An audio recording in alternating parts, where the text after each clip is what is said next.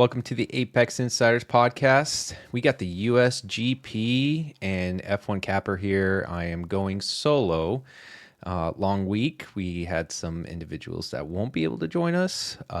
So yeah, it's just going to be me. I'm going to try to keep this 20 minutes or less. I'm going to just kind of rapid fire on some things that I saw, some plays that you can take on GridRival play that I like, for free practice, that is. And then, I hope maybe I will be doing some type of live broadcast for FP1 since it's actually a reasonable time for me. So we'll see. But yeah, let's just dive into it. The USGP, as always, great track. Everyone loves the characteristics of this track. It gives you a flavor of everything, and without having to go through all of it, you have low, medium, and high speed cornering. It is going to be hot always in Texas. It's hot. So consider that as you're trying to make a play or any picks like that you want to do. But yeah, we are going to be introducing the C1, C3, C4 this year. So how is that going to impact into the race? I don't see it really impacting much. I don't know if we're going to actually see anyone run the hards. Last year, they were able to do a one stop from medium to, I think it was some did soft, some did mediums, some did hard. So you'll see a mixture of it, but it's most likely I could still see it being a one stop race. And if you go back to Spa, we kind of had the same tire compound, and the mediums were really reliable. So don't know what to expect. What I would say is this is a sprint weekend, so obviously watch the degradation when it comes to the sprint race. I like to take that approach. I like in sprint weekends, just one session at a time. Let's just see what they're getting at, because everyone's going to make tweaks. Remember, after the sprint race, Park Fermé is open, so you can go in and make adjustments for qualifying and the actual race. But how much does that impact from tire degradation from the sprint to making those adjustments to, can I get better degradation in the race? Probably very minimal impact. Maybe some teams will have such a drastic tire deg in the sprint race that they do make a drastic change and it helps them, but it may not. Every team is already going to be ahead of them. So just consider that when you're thinking about like what you're going to place for the race. You're going to have to just take what you see from the sprint race. Most likely they will use a set of mediums for that. The teams that do opt for softs, good luck. They may get track position early, but then after they get through like 10 or 15 laps, then you'll see that drop off really happen. So, but yeah, let's dive into some of the things I was seeing for FP1. One thing I will say, it's been quite nice, is all the books are happy that it's in the US. So we're getting lots of action actually across the books. But to start off with FP1 and sprint weekends, typically, you got to treat it like you've got an hour to get it right before you got to go into sprint qualifying. So a lot of the teams are just going to maybe amp up the power. Maybe they don't amp it up as much as you would expect. But with that being said, usually here in the past, I would say just 2 years, because that's the past 2 years we've had a sprint race in COTA. Most of the time you're just going to see the top teams be in the top 4, top 5, right? So it's hard to not overlook on Max, because Max's odds are minus 120, 125 in some spots for top 3. It's worth a shot if you want to go for it. I think the only 2 ways I can basically look at top 3 is Leclerc or Max. The reason why I say Leclerc, I know that we've had a lot of discussion about Livco and all that. But to me, that Ferrari, I could see them coming in and being aggressive in the beginning, like taking the chances in the FP, taking the chances through sprint to see like what is the plank wear going to actually be like, because that's the time for them to say like, let's really test the limits and see, because then if they see a lot of plank wear throughout those sessions, then yeah, maybe they do have to raise it, and then they fall back in qualifying in a race. So, and then on top of that, Leclerc has just been in top 3 merchant in FP1s, especially in sprints this year. I think he's been in top 3 every sprint race. but especially in the back half of the season.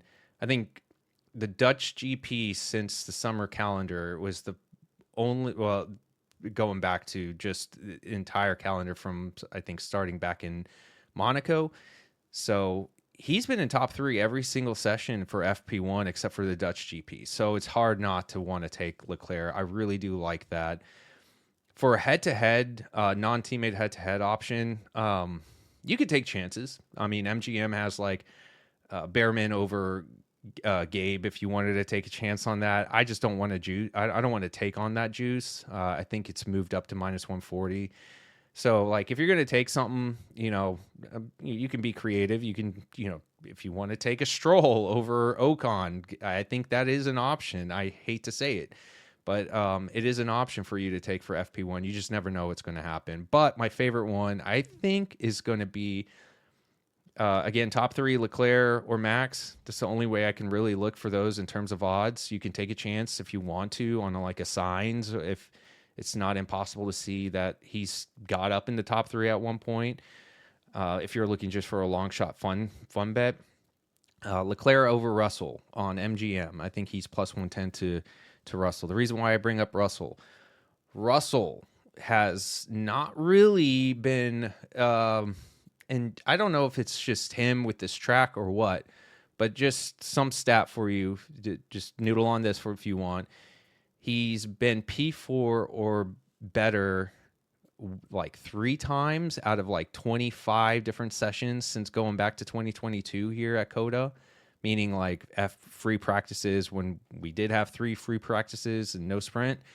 He didn't get better than P5, right? So like a lot of the range he's in is in P5 to P8 throughout every year. So I don't think I trust Russell as much this weekend.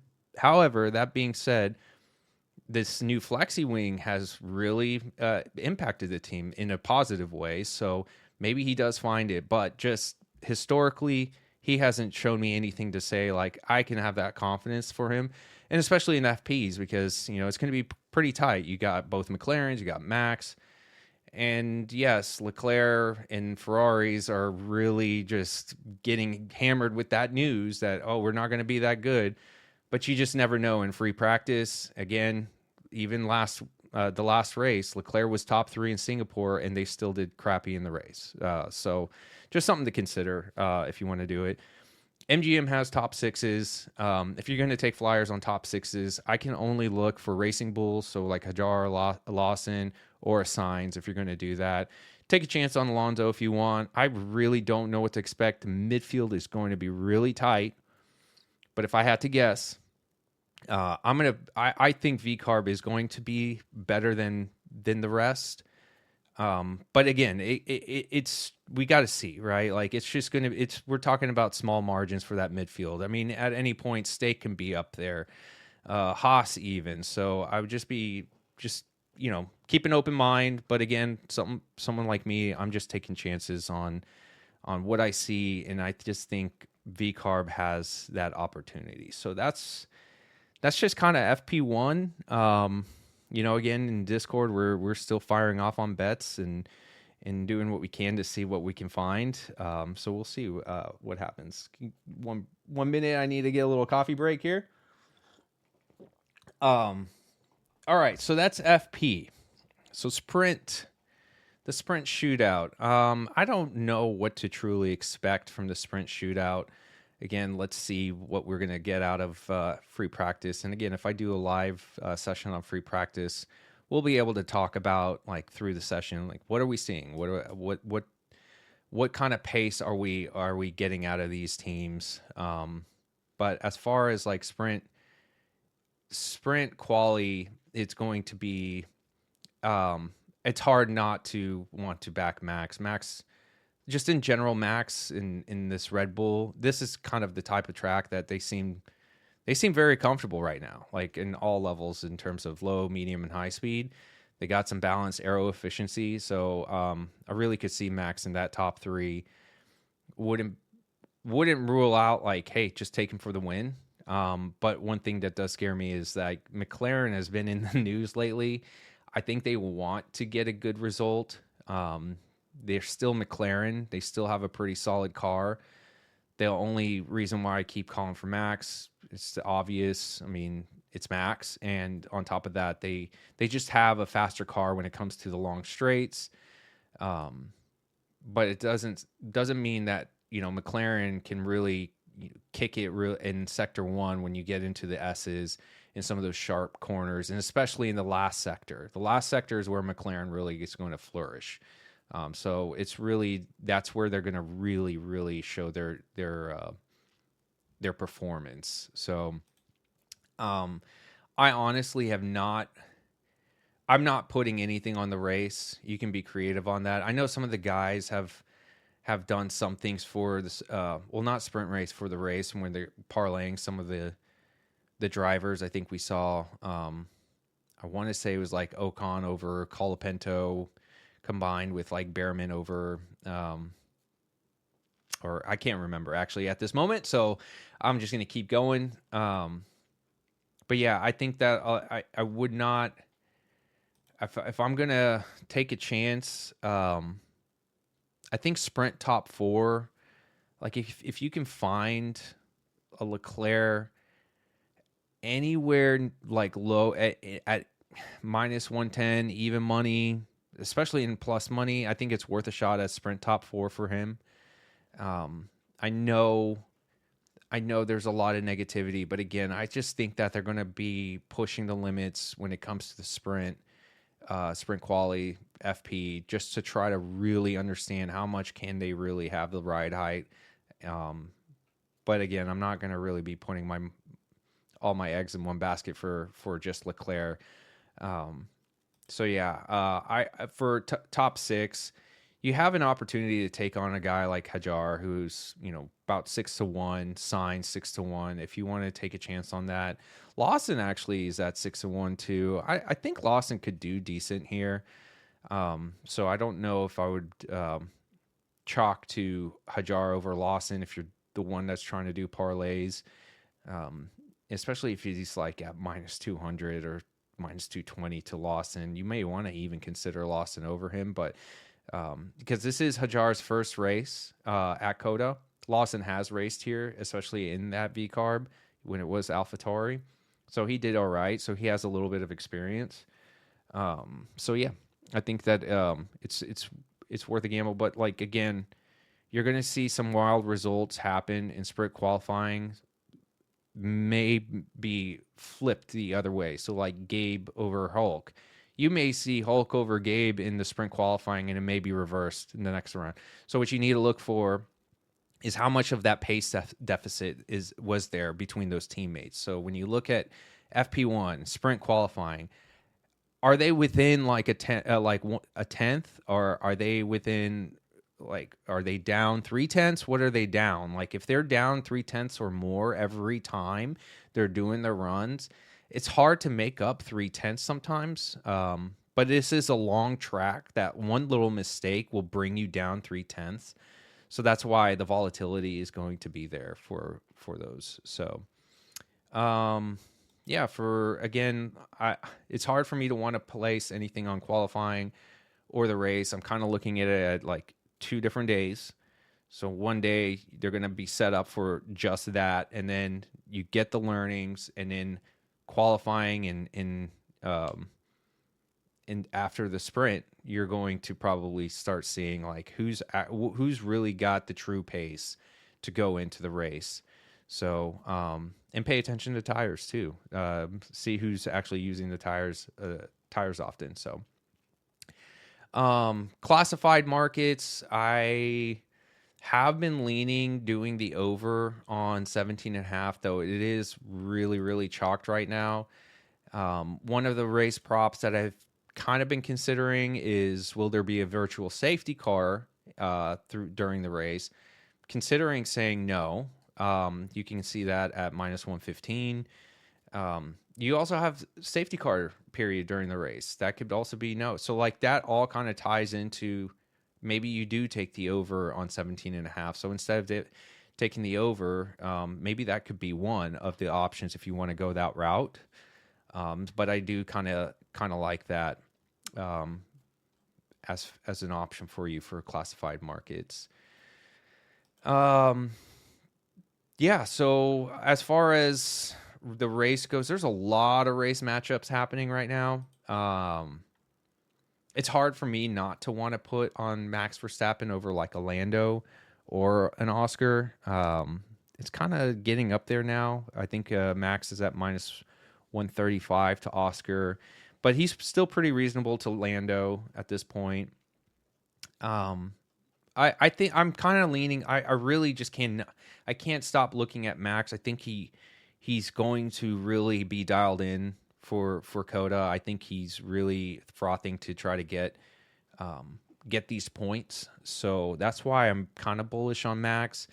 It's the obvious, everyone is, but it's hard not to want to take on that. So I think it's not a bad play. Some other matchups that I was kind of eyeing was, and I just hate doing this for the race, but depending on how this outcome is if you feel like Williams has in Sainz has really been in form here in the past like 4 or 5 races. I think he's starting to get really comfortable with his car, and how he's supposed to drive that thing. And in general, he's been pretty solid at Coda. I know that in the past he's been with Ferrari. But in general, he just seems very comfortable. If you can find like even money to Alonso, may not be a bad pick. I would not chalk to Sainz over Alonso, but I think that might not be a bad pick for you. The reason why I bring up Alonso is because Alonso has had a lot of DNFs here, and I think there was another track where he's had a substantial amount of DNFs, and guess what? He had another DNF. I can't remember if it was Singapore or which race he had the DNF in here recently. But that's the reason why I bring up Alonso. I'm afraid to take on Alonso when it comes to the race, sprint race or race bets. He has the pace that he can put it in there, but he also has had a lot of DNFs at this track. So something to consider here. I actually kind of like Hajar over Albon. It's sitting at minus 115. I just don't know if I'm going to be doing a lot of race day picks right now. I have a feeling I've got like 40 some matchups I'm looking at right now, and I'm bet online. I expect that we'll still see a laundry list, so I do want to see some of this data before I go into that. And then I think that that when you're thinking about the race, this is a little bit different. This isn't going to be as straightforward, especially if we don't know what we're actually getting with this new type of staggered allocation from C1 to C3 to C4. I still think that it could be a potential one-stop race. But if it is a two-stop race, then that's when the volatility starts to come in hand. Like, it starts to become a little bit unpredictable in terms of how teams are doing strategy. So now you have to take a step back and say, who are the teams that really nail it on strategy on race days? So, and then if a guy ends up qualifying worse than they were supposed to be, so like, let's just hypothetically say Lawson qualified P16 when he should have probably been P11, they might be taking chances, so you have to be careful about that. So that's what I mean by the volatility of the strategy. So just be cognizant of that as you're placing your bets. What I mean by that is like unit size appropriately. Don't be like going crazy over it. So another one, and as I'm just kind of just firing off on the list, Gabe over Ocon. I kind of do dig that. Ocon has been very iffy here at Coda. I know he had pretty good performance when he was with Alpine, I believe in 2023, but that was just Alpine just having some strength at that track. You know, this technically should be a little bit better for them, but they have not shown us anything to say they can keep up with the midfield right now. So we'll see what happens. I would pay attention to Alpine. Like, I'm not going to completely just write them off as like they're going to be P17, P16. They actually could surprise some folks, maybe, and even in FP if you want to take that chance. But again, do you want to catch the falling knife? It's up to you. But right now, you have the opportunity to take on like Gabe, or let's just put it this way: stake over Aston Martin, stake over Haas, or vice versa. However you look at it. But yeah, there's a lot of opportunity there for you. So let's see, what else do we have? I hate group betting, so not going to talk about that. But yeah, I think I talked about classified. I talked about everything else. And one of my favorite grid rival plays right now, going into this session, I am taking on, and I haven't done any sprint qualifying or anything. Again, I'm going to take my grid rivals methodically. We've been doing well doing it this way, where we're not just pushing it right away for like races or qualifying. So I'm just going session by session with grid rival. But one of my favorite plays is going to be Leclerc better than 4.5 and Russell worse than 4.5. Obviously, there's some correlation there because of where they're at. So again, it goes back to what I said earlier. I haven't seen anything from Russell that gave me confidence. Like, again, 3 times over like 20 plus sessions, he's only been P4 3 times. And then Leclerc, top 3 merchant when it comes to FP1, especially at sprints. We're going to ride it. I'm going to avoid the noise. They're going to probably take chances. I will risk it on that aspect. For all intents and purposes, yes, we could see Ferrari be such shit, but we haven't seen that. Even when we knew Lyco was taking an effect for them the past 3 races, he was still putting it top 3. So in FP1, so that's my favorite grid rival play. But yeah, I fired off on a lot. We're about at the 20-minute mark. There's a lot of markets. I would highly suggest getting into the Discord. We're just talking about it live, just like how I always approach every sprint. I try to take it session by session. I don't try to get cute and say, "Ooh, I love this play," because just it gets so volatile, especially at a track like this, where everything can just change on a dime. As far as weather goes, I know they've been talking about Sunday being a little bit cooler. Like living in Texas, if it's sunny, and if it does drop, 5 degrees, 10 degrees, that might help, but it's still going to be pretty damn hot in the afternoon if the sun is glaring. It's just how it is around here. So I don't know. I don't see it being such a massive impact, though. We'll see. I guess the weather is showing that there might be rain overnight, so it could also create the track to being green. So I don't know if that's true. Usually when they call for rain, it never happens. So especially here in Texas. So yeah. But I appreciate everyone listening in. Get into the Discord. And if you are listening, if probably will do a live session, and we can just have a live chat. So we'll see you this weekend.